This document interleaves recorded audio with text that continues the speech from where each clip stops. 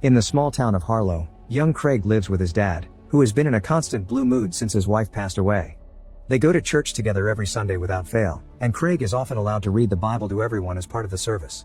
It's during one of these many masses that antisocial billionaire Mr. Harrigan takes notice of Craig and later decides to pay him a visit to make a job offer. Since his eyes are failing, he wants to hire the boy to read books to him. Craig isn't sure why he's chosen over other town kids that are smarter or better readers, but he isn't about to pass on the opportunity to bring some extra cash home.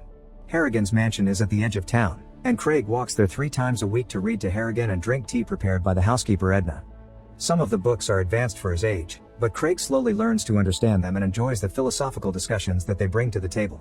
He also enjoys looking around the fancy rooms in the mansion and Harrigan's collection of flowers, but there's a locked closet he isn't allowed to look into because according to Harrigan it's full of terrible secrets. Sometimes Craig does odd jobs around the house too, like shoveling the snow from the porch, but when it comes to newspapers, Harrigan reads them himself to keep up with financial news. The more time Craig spends with Harrigan, the more curious he becomes about the man's past, so one afternoon he finally gives in and Googles him. It turns out Harrigan used to be a businessman known for being ruthless and for his hostile takeovers, meaning he isn't well liked in general. He never got married or had any kids, and the few relatives he has don't get along with him either, meaning he lives a very lonely life. Since Craig has always felt guilty for his mother's death, he sympathizes with Harrigan more than he should. Now that Craig is working for him, Harrigan sends him a card with a lotto ticket for Valentine's, Thanksgiving, Christmas, and Craig's birthday, but he never wins anything. 5 years pass, and while Craig becomes a teenager, his age has never stopped from still coming to Harrigan's house 3 times a week to read, only having missed one day when he got the flu. Although he was sick at that time, Craig still felt guilty since he suspects their time together is the high point in Harrigan's week. Because Harlow doesn't have a high school, Craig must take a bus to the closest city every day when his time to attend finally comes. It's quite a shock for a small-town kid like him to learn about cliques and social rules, especially since most of the locals have phones and he doesn't, but he still manages to make some friends. The most shocking part of his first day, however, is being approached by a bully called Kenny, who expects Craig to shine his shoes in the bathroom because that's the newbie's job. Craig refuses, and when their conversation becomes an argument, Ms. Hart checks on them, but Craig isn't a snitch and tells her everything is fine.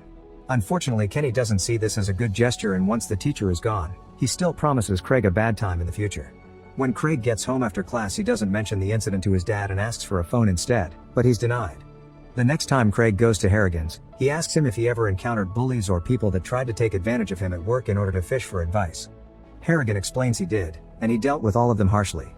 A few months pass, and when Christmas comes, Craig gets 2 wonderful gifts. His dad finally gets him a phone, and Harrigan's lotto ticket earns him $3,000. Craig's first call is to Harrigan in order to thank him for the gift, and Harrigan explains it's just a little something he does for every person he calls a friend. Having a phone allows Craig to sit with the popular kids and connect with a cute girl that he has a crush on. Getting new friends doesn't stop him from still going to Harrigan's, and it prompts the old man to ask Craig why he keeps coming even if he can have a social life now. Thus Craig explains he doesn't come because of some sense of obligation. He genuinely enjoys his time in Harrigan's company, which makes Harrigan cry. After hearing such a sad question, Craig convinces his dad not to put all the lotto money in his college fund and uses part of it to buy a phone for Harrigan. At first the old man doesn't want it because he's afraid he would get addicted to it. This is why he doesn't have a TV or a radio either. But he quickly changes his mind when Craig shows him he can keep up with the stock market and the news in real time instead of having to wait for the next day's newspaper. From then on, during each visit, Craig would teach Harrigan new ways of using the phone before they jump into reading. This includes setting up his voicemail message and choosing a nickname, which is Pirate King because the newspapers used to call him that. Craig also asks Harrigan for his favorite song to put as his ringtone. As weeks pass, Harrigan becomes addicted to the phone and sometimes ignores Craig's reading, but fortunately it's easy to get him back on track. Craig begins worrying a bit when Harrigan starts needing an oxygen tank to sleep and wonders why Harrigan has chosen to live in such a small town away from more advanced care, prompting Harrigan to confess he wanted to live in a place where people don't ask things from him.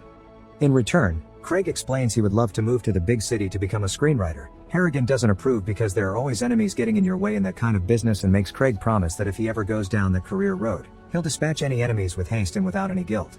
Craig is impressed by the fact Harrigan can still hold himself with power even in this weakened state, but he also feels bad for Harrigan because he found a drawer full of lotto tickets, meaning he doesn't have many friends to send them to.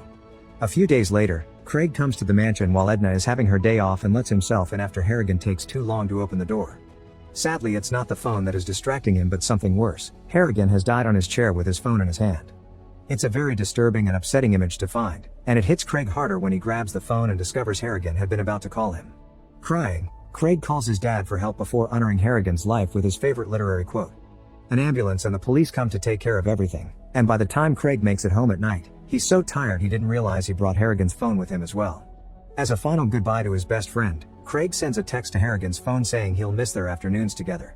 The day of the funeral, not many people attend, but Craig still reads a passage from the Bible and puts Harrigan's phone inside the suit they've put on the body. Harrigan is buried near Craig's mother, who is visited weekly by his dad, but Craig himself only came once because it would be accepting she's gone forever. After the burial is over, Craig is given an envelope by the man in charge of Harrigan's finances with a letter from the old man explaining what he's left him in his will. While Harrigan didn't approve of Craig's career choice, he still wanted to support him, so he left him $800,000 in trust to cover college and any postgraduate work he may choose. The most shocking part is a PS saying Harrigan will miss their afternoons together too, as if replying to Craig's text message, and while Craig wants to blame it on a coincidence, he can't stop thinking about it. Later during a stormy night, he calls Harrigan's voicemail and leaves him a message thanking him for the gift but also admitting he would give it back if he could have his friend again because he misses him.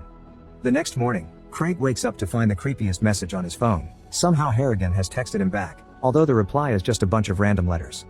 Freaking out at the idea they may have buried Harrigan alive, Craig asks his dad for help, but his dad explains this is probably a prankster that cloned the number. Harrigan can't be alive because the hospital did a full autopsy before releasing the body for the funeral. This explanation is still not enough for Craig, who visits the cemetery and calls Harrigan's phone only to freak out again when he hears the ringtone coming from his grave. Afterward, Craig goes to Harrigan's house and has tea with Edna, who confirms Harrigan left her and the gardener some money as well. She also agrees that Harrigan was a good man, but you didn't want to have him on your bad side. For example, the previous gardener stole from him and Harrigan made him regret it. After refusing to offer details, Edna allows Craig to take something so he can remember Harrigan by, and Craig takes one of Harrigan's favorite flowers. Soon afterward, Harrigan's house goes up for sale and Edna is allowed to stay meanwhile to take care of the place. Once he's feeling better, Craig goes back to school and actually enjoys his classes, especially thanks to Ms. Hart, who is an incredible supportive teacher. Kenny doesn't bother him much anymore and eventually gets expelled for selling grass on campus. Craig wasn't the one to rat on him, but Kenny still thinks he did.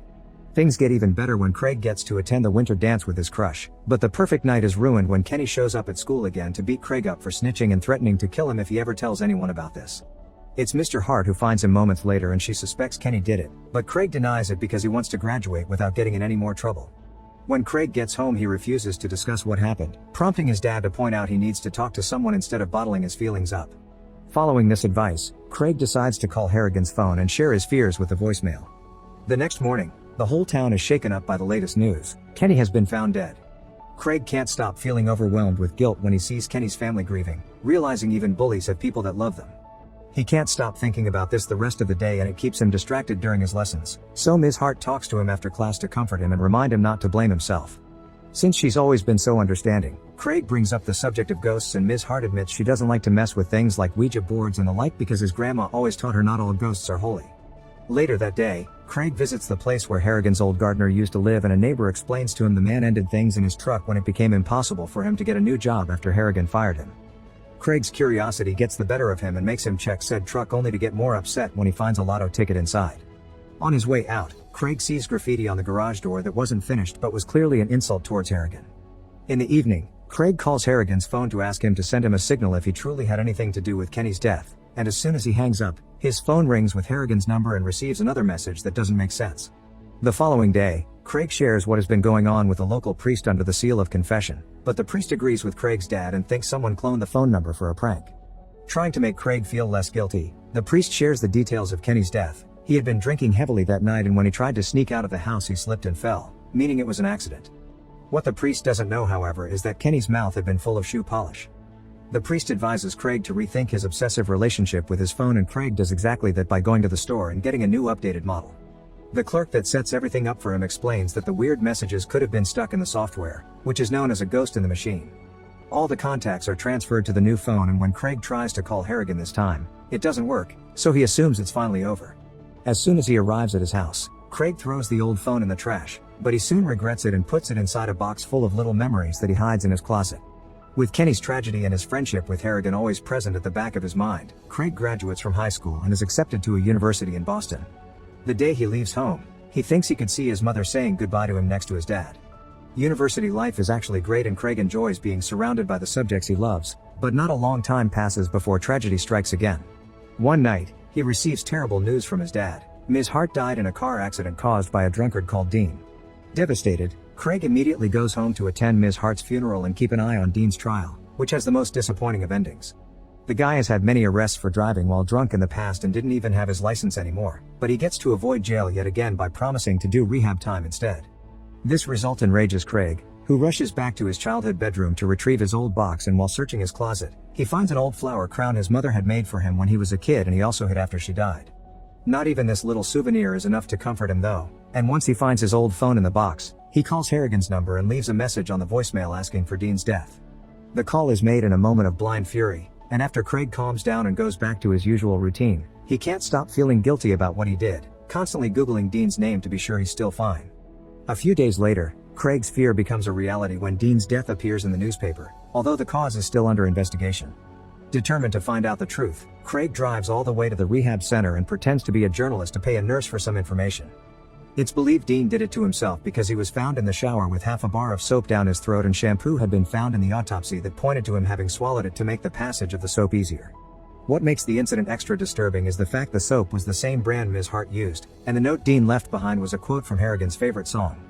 As soon as the nurse finishes giving the details, Craig returns to his car and has a total breakdown over the fact he's a murderer now.